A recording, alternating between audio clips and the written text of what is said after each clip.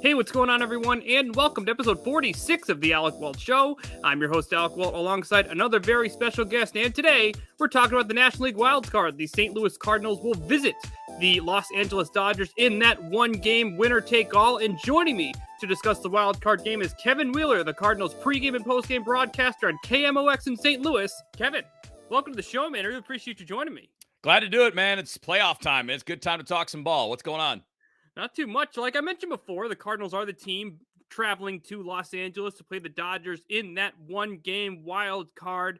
Like you know, and most of our listeners know here, I work for MLB Radio. I am on MLB Round Trip. I'm constantly looking at the standings, and it seemed like most of this season, it was, okay, yes, the Dodgers are there. One of the Giants are the Dodgers. Then you mentioned the Padres, you mentioned the Reds, and then it was, oh, yeah, the Cardinals are also in the race. Looking at it now, you guys comfortably won that second wild card spot. Are you surprised that this was the team that found that momentum towards the end of the year and took that title as a second wild card spot? Yeah. Yeah. The first 5 months were pretty dicey. There were times like you go back to May and the Cardinals had a really great run. Jack Flaherty was one of the best pitchers in the National League.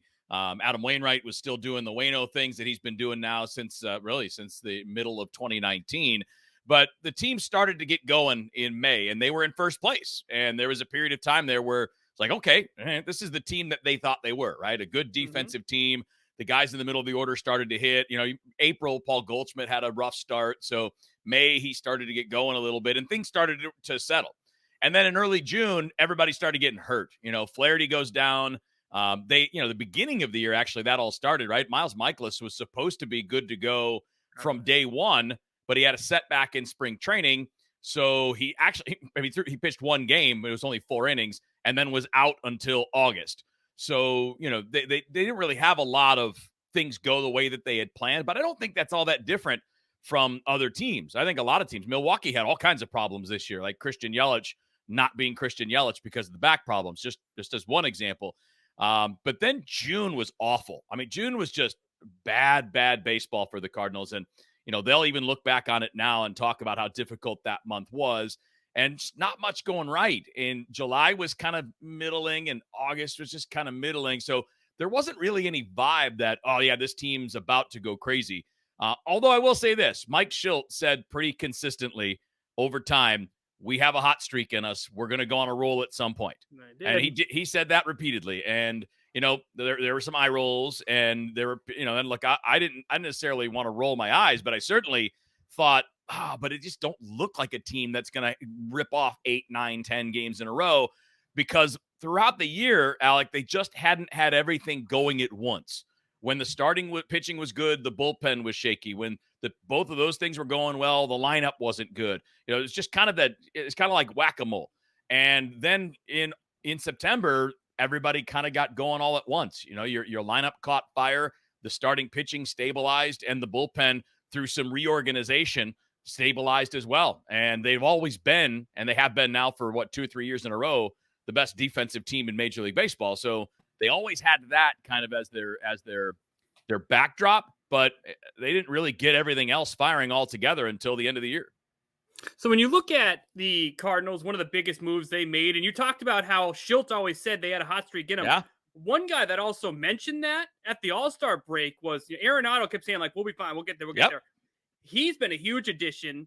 He was a major reason to why you guys had the success this year. It's obviously we got the reports that he won't, opt out of his current contract, but just talk about his addition and what he's meant to this team in his first year in St. Louis. Well, a couple things. I mean, one, in the beginning of the year, a lot of us thought, I know I was in this group, that addition made them, if not the favorite in the division, at the very worst, the co-favorite with Milwaukee. Yeah. Obviously, that didn't happen. Milwaukee ran away and hid from the division pretty early in the year. I mean, it wasn't really like in the first half, but early part of the second half, they kind of ran away and separated themselves.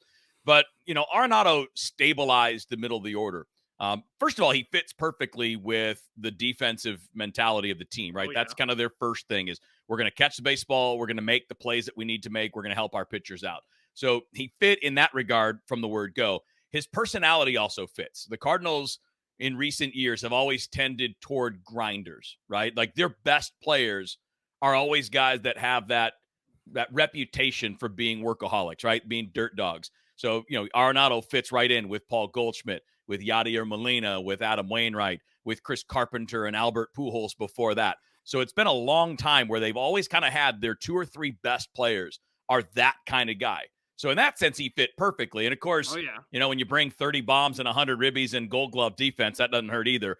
But he fit in right away. And but it took him a while. And it's another, you're right. He mentioned that a lot, that we're going to get hot. And, he talked about, like, almost theoretically at sometimes, like, man, I can't wait to see what it looks like when both Goldie and I are both swinging the bat well. Because they were kind of alternating back and forth for a little while. But, Goldie got really hot starting in July, and it hasn't stopped. And we've seen Arenado be pretty solid that entire time.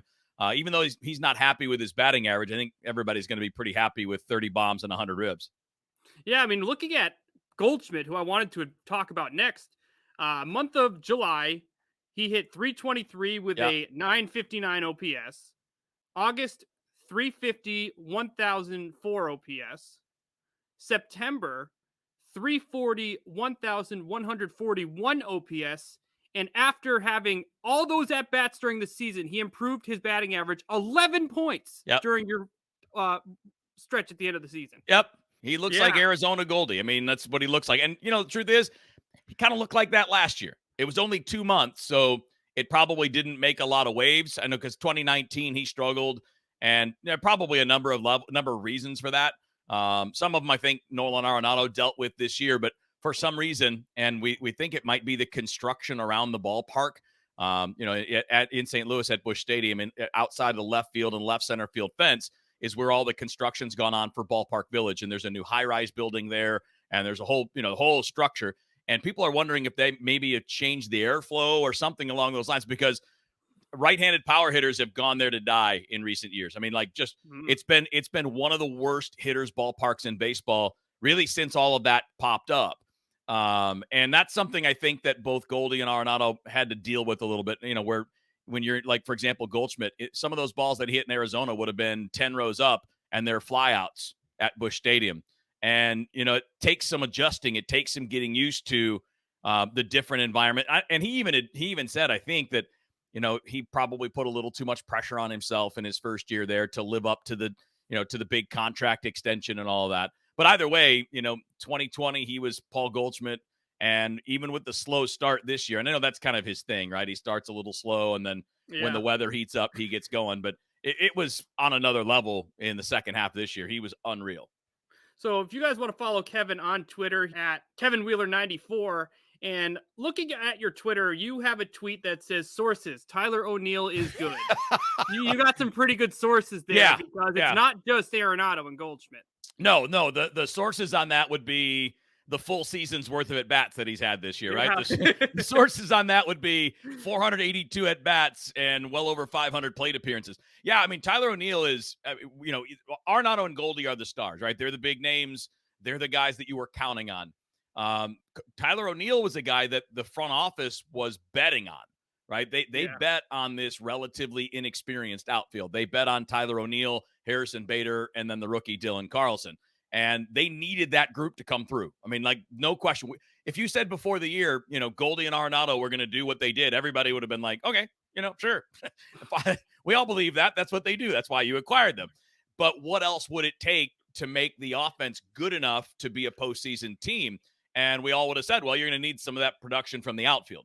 And I think O'Neill has far and away surpassed expectations. I mean, leading the team in OPS, leading the team in wins above replacement, especially that one, leading the team in WAR, despite missing 20-plus games to 2 different stints on the injured list at different points early in the year, is crazy. The fact that he's got 34 bombs and he missed 20-plus games is crazy. But, when you watch him play, it's not fluky. When you look at his StatCast numbers, he hits the crap out of the ball. I mean, he strikes out a lot. I mean, he's definitely a modern baseball player in that regard.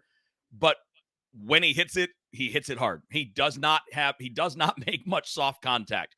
And when you combine the raw strength and power with elite speed, you've got a player that can do a little bit of everything. I mean, this guy scores from first on doubles damn near every time. He can swipe a bag. He's a really good. I mean, he's probably going to be a contender for the Gold Glove in left field again this year. But his emergence as a hitter is the big thing, Alec. I mean, when you add a 30-homer presence between Goldschmidt and Arenado, that's certainly one of the reasons they were able to make that run. Because if without O'Neill's production, you're just not going to score enough runs. So, looking at this wild card game, Mike Schilt was given the tough decision of picking a starter. I don't think in this decision it was too tough, but Adam Wainwright is going to be the starting pitcher in Los Angeles. Obviously has had a very good year, noting his age, but how confident are you in Wainwright taking the hill in Los Angeles for the Cardinals in this one-win game? I mean, Game? there's nothing to concern yourself with when it comes to Wainwright. I mean, he's not going to be out there, blowing 97 by people. I mean, we know that. He's not a huge strikeout guy, so that's not going to be a part of the game plan. But when you look at some of the key things, I mean, especially if you look at like in all of Major League Baseball, first of all, what were there? There were like 15 or 16 pitchers total in Major League Baseball that even qualified for the ERA title. So, they pitched enough innings to qualify. It's something like that. Well, he's one of them. I think he's number 11 in baseball in ERA, number 2 in innings pitched. Actually, maybe That's number 3. crazy. I think he's number 3 in innings pitched now. I think he's behind Wheeler and Bueller. But either way, I mean, you're in the top 3 in innings pitched and you turn 40 in the middle of the season. I mean, this guy has been a rock, and he's been doing this since pretty much the middle of 2019. So, I mean, there's really nothing fluky about it if you've looked at the numbers. And, last year he was this good and everybody was like, all right, that's awesome, but can you do it for 6 months? And, well, he did. He just continued to do it for 6 months. And it's fun and interesting to watch because what he is, Alec, it's a lot like what you see from Zach Greinke. It's not, you're not seeing a lot of velocity, but both of those guys have something in common. That is, they throw strikes. They can throw strikes with all of their pitches, and they don't have to commit to a certain pattern, right? They don't need, all right, I have to throw my curveball when I need it out. Wainer will throw the cutter. He'll throw the sinker. He'll throw you a changeup here and there. He's got the breaking ball, obviously. But I think that's probably a fair comp. There are a few guys in baseball, Kyle Hendricks when he's good, who don't need velocity because they're going to change speed, they're going to locate. And in that way, I think Adam Wainwright is as stable as you can think of going into this kind of a game. And the other thing is he doesn't scare. Alec, he's been through this, man. I mean, this guy, he's the guy that struck out Carlos Beltran in 7 of the NLCS when he was a rookie. It's a guy that closed out the World Series as a rookie. This is a guy that has been a Cy Young, top 2, top 3 Cy Young finisher multiple times in the middle of his career during his prime. He's not going to worry about whether or not there's pressure. I mean, not saying he's guaranteed to do well. Yeah, but it's comforting to know that for Cardinal fans, and I think for him and his teammates, this isn't going to be crazy for him. He's not going to be overly wired. He's just going to go out there and do what he does. Look, the Dodgers are a 106 win team. And I can promise you that every Cardinal fan that sees or hears this or listens to me at all would believe that their team was the heavy favorite if they were a 106 win team. So you have to look at it the other way. I mean, the Dodgers are the favorite. There's a reason they won 106 games. But the beauty of a sport, the beauty of baseball in particular, is that on a given day, these teams don't always win. I mean, I've watched, Alec, an 83-win Cardinals team win the World Series back in 2006. They were supposed to lose to the Padres. They were supposed to lose to the Mets. They were supposed to lose to the Tigers. I can't remember who it was, Alec, but there was a national baseball guy that picked the Tigers in 3 in that World Series because it was a joke. He was being a smartass and making the point that he doesn't think it's a very competitive World Series. And obviously, it was based on the regular season. That was the correct belief. I mean, the Tigers were the better team. But it didn't matter at that time. It didn't matter in 2011 that the Phillies were a 100-plus win team. And this stupid wild card team that barely got in at the end because they surged and Atlanta fell apart, ended up beating them and then beating Milwaukee and then obviously winning the World Series. So, I've seen enough to say that in one game there's no lock. But obviously, LA's the favorite. I mean, they're the deeper, better team, although they've taken a couple hits here in the last couple days. So if you're Mike Schilt, you're obviously looking for your best options after Adam Wainwright. We can get into the bullpen specifically in my next question, but one pitcher I want to talk about is the guy that most would have assumed at the start of your season who your starter in this game would have been, and that is Jack Flaherty. And obviously, due to injury and sheer inning count right now, he doesn't have it in him to be a starter. But could you see Flaherty in this game possibly getting an inning or two against the Dodgers? Oh yeah, yeah, absolutely. When he came back late in the season, they had him start the first time through, and he just went. He didn't even finish the inning. He was on like a pitch count of like 18 or 20, and once he got at that, they went out and pulled him. And then he pitched in relief in a game after that, and they're trying to figure out exactly how they can use Jack and where they would use him. But I would say that if the need comes up, depending on when it is, and like what part of the game you're in, it wouldn't shock me at all to see him in that spot. I mean, he's their most talented starter. I mean, he's their Walker Buehler, right? I mean, that's the kind of guy that he is when he's healthy. I mean, if you look at his numbers early in the year, he was pitching like one of the best guys in the National League. But he's not. I mean, it's hard to know what how he's going to respond, and I'm not sure he's in front of guys like Gallegos or Genesis Cabrera, some of the guys that have been really solid for them in the pen here lately.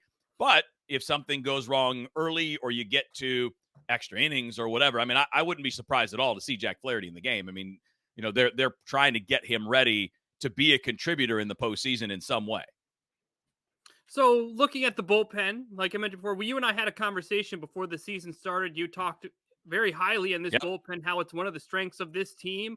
Obviously, when you look at the playoffs, it's how you're playing today, not how you pitch through an entire 162 game season. If it's the 8th inning, it's the 9th inning. Who do you have confidence in today that they can get those outs against the Dodgers in Dodger Stadium? That's the really good question, because for a lot of the year, Alex Reyes was the guy, right? I mean, Reyes has 29 saves. I mean, he's the guy that gets lots of swing and misses. He's their best strikeout pitcher, Alex Reyes.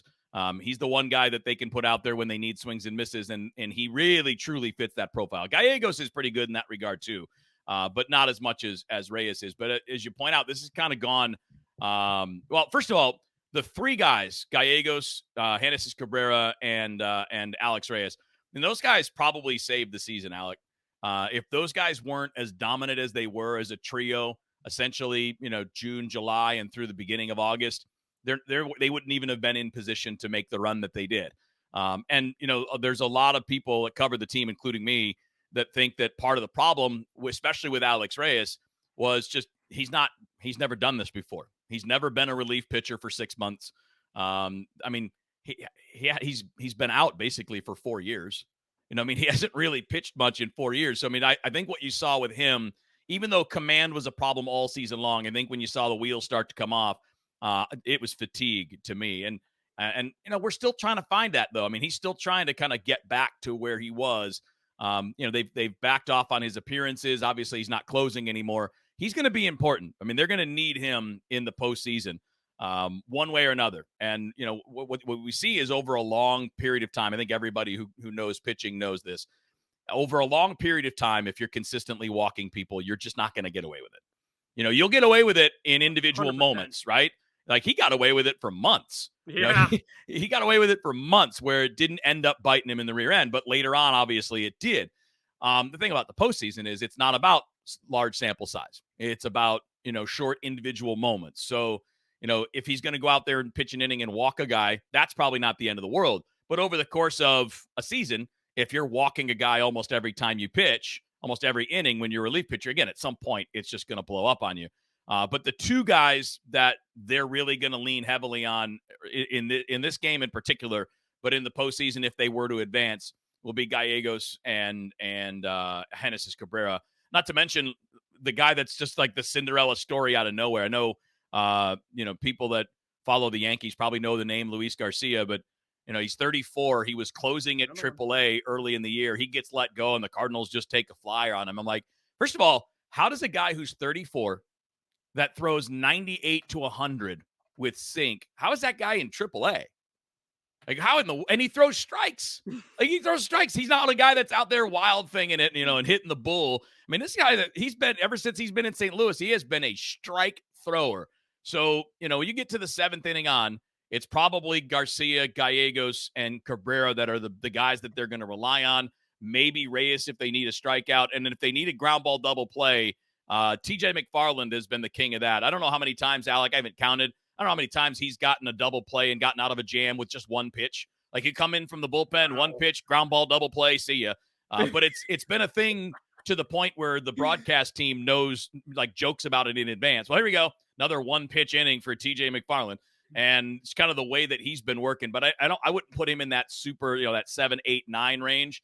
But those are going to be the guys. And look, Gallegos wasn't the closer earlier in the year. But if you were to go to Fangraphs or whatever, and you look at the rankings for relief pitchers combined over the last 3 years, Gallegos has been probably one of the 10, 12 best relievers in the National League.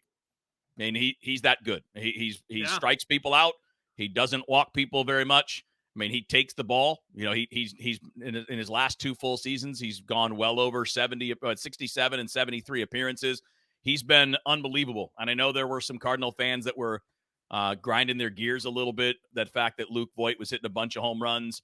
But Gallegos was part of that trade, and he's been one of the best relievers. And without him, I don't think they could have made the run that they did. Yeah. Well, when you look at the Dodgers, we finally go into the other side of the conversation.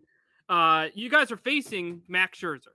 Yep. So it looks like it's going to be a relatively low-scoring game with him on the mound. He's had some pretty solid success this year against the Cardinals, whether it was while he was with the Nationals or with the Dodgers. Most recently in his start against the Cardinals, he finished with 8 innings pitched, 6 hits, 1 run, none not earned, and 13 strikeouts.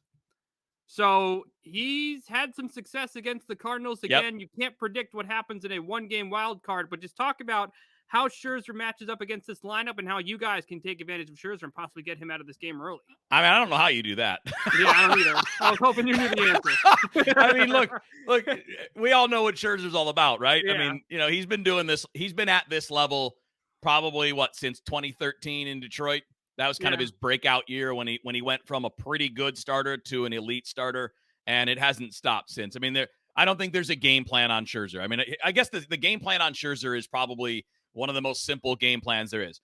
Don't miss a fastball if it's near the middle of the zone. If you don't hit that, you're not going to hit anything else, and you're certainly not going to hit the fastball when he locates it, on the edges or at the top of the zone or whatever. So if he does make a mistake, you can't miss it. When you get the cookie, you got to eat it.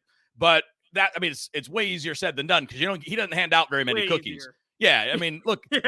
So I'm not trying to blow this up and say, oh yeah, the Cardinals are going to beat Max Scherzer. I mean, look, that'd be a wild prediction, and because it's not because the Cardinals can't beat a good pitcher. I mean, that's not the question. And when you look at what leads to postseason success, and really what leads to regular season success, starting pitching, man. When you have a couple of, the reason that the Dodgers have 106 wins is they've got 3 Cy Young contenders, and Scherzer happens to be, the best of that group, not by a whole lot. I mean, Buehler and Urias don't really stand too far away from anybody in Major League Baseball at this point. But the game plan against Scherzer is, if you think you're going to outlast him, well, I mean, look, 115, 120, 125 pitches, that doesn't matter to him. You can't go up there and be like, we're going to work deep counts, because he'll be like, okay, I'll just strike you out on 4 pitches instead of getting you out on 2. But the problem with, the way that you have to do it is by limiting the other team. That's it. It's going to, you're what you said was right. It's going to have to be low scoring if you can scratch or run across. And here's where I think the Cardinals will try, if they have the opportunity, to manufacture some things. And that's going to be with their team speed. If they can get Tyler O'Neill or Harrison Bader or Tommy Edman on base, they're probably going to have to try to run. You're going to have to probably swipe a bag here and there, play a little small ball, move a runner over, hit a sac fly. Like, I know that's all cliche stuff, but I mean, when you're facing good pitchers, I shouldn't say good pitchers. When you're facing Hall of Fame pitchers, you got to take what he's going to give you. And he's just not going to give you a lot of home runs. He's not going to give you, 2 or 3 doubles in a row, and it's for a rally. If you're going to get something from him, it might be a single up the middle, a stolen base, a ground ball, fly ball. I mean, you can get that, and you just have to be able to grind away and hope that Wainwright and your bullpen can match whatever he puts up there. Yeah, I was working last night with Steve Phillips and Chris Jimenez, and one thing they talked about a ton on the broadcast is how important 90 feet is in the playoffs. So you guys are definitely going to have to move if you want to find some success on Max Scherzer. Since he was acquired from the Dodgers or from the Nationals, I don't think the Dodgers have lost the game he started. I think you're right. I mean, I know they were 9-0 in his first 9 starts, and he gave up a bunch of runs in that last game. I don't remember off the top of my head if they won They that game. Oh, came they did back. win that game. Yeah, they Yeah, won they that beat the game Padres. 11-9. Right. So even when he struggled a little bit, they found a way to score 11 runs. But yeah, I mean, look, the struggling part, that's the unusual part, right? I mean, I know he's had 2 games in a row where he's given up 5 runs. So, everybody in St. Louis can now cross their fingers and be like, Yeah. maybe he's hit a wall. Well, maybe, but I wouldn't count on it. I would assume that with normal rest on Wednesday, you're going to see Max Scherzer, like the real one. Well, Kevin, I would like to thank you so much for taking the time out of your day to join me here on the Alec Walt Show. Glad to do it, man. Anytime. You guys be good. We'll talk to you soon. Cool. Well, real quick, one more question. I would like to get my listeners to follow you on social media. How can they keep in touch with you on Twitter, and where can they listen to some of your shows? So at Kevin Wheeler 94, and you can find the links to everything. The shows would be if you go to the Odyssey app, it's AUDACY, and you just search KMOX. You can find anything you want, or just go to KMOX.com. Everything's podcasted that we do on the show live, and it's weeknights 6 to 8, or pregame, postgame for the Cardinals, I guess, depending on the day. So who knows? Maybe we have one more Cardinals game to worry about, and maybe we got a little more. We'll have to wait and see till Wednesday. All right. Well, that's me for this episode of the Alec Walt Show. I'm Alec Walt alongside Kevin Wheeler. Who do you think wins the National League wildcard game between the Dodgers and the Cardinals? Feel free to comment that below. Also, don't forget to like this video and subscribe to Down the Block Sports for more of my exclusive content. Thank you, everyone, for tuning in, and we will see you very soon.